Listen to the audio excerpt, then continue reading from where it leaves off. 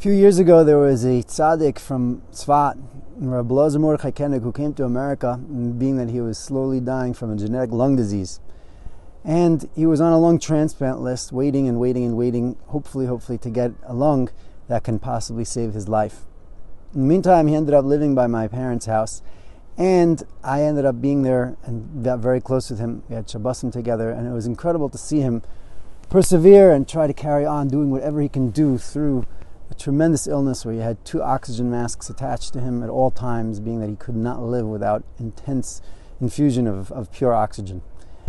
Anyways, during those Shabbosim, he would sing these old songs, these songs of Yiddish songs, and one of them was Shabbos is Taril, sie brennt wie a fire, ma mish mein olam haba. It was long, slow, amazing melodic song.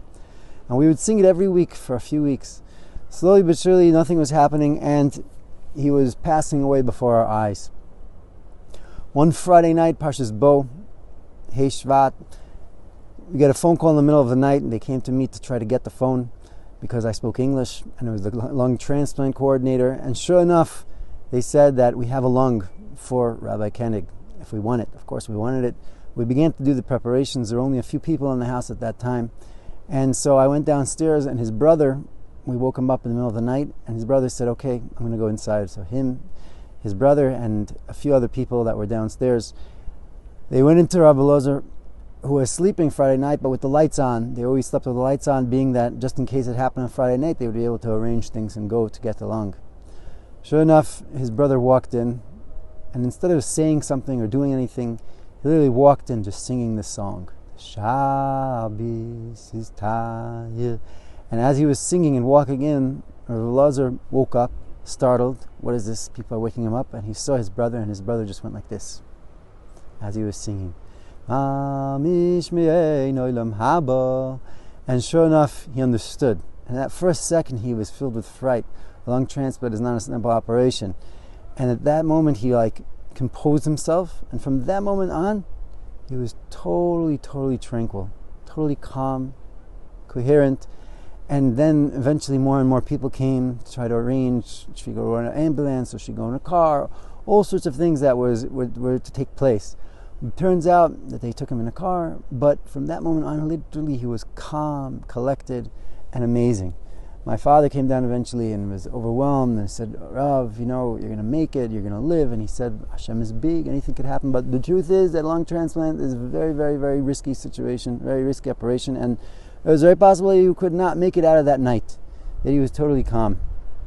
Later, he told my father after, Baruch Hashem, he went through the lung transplant, and Baruch Hashem lived for another 14 incredibly productive, unbelievable years.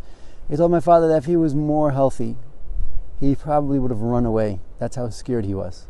And at that point, I learned something, a big lesson in Bitachon. We know always that Bitachon and Emunah is faith. I believe Hashem is real, and Hashem is here. Bitachon is translating that into reality, that I'm living by my faith. But there's something more than that. We think that sometimes when we say Bitachon, that it's people that are just running kilu, like jumping out of airplanes for Hashem because they believe in Hashem so much, and that's it. It's so easy for them.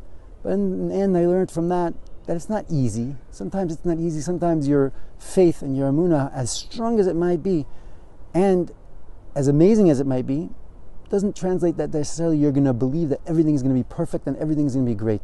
But still, going with that faith and walking into the future with strength and putting on a smile and being serene, even if you feel inside that you're not like that, still there's a tremendous value to that. And that is, to a certain extent, the greatest bitachon that we can have. Not trust that we know that everything's going to be exactly the way I want it, but trust that we know that HaKadosh Baruch Hu is running the world, and any way that it does come out is going to be incredible.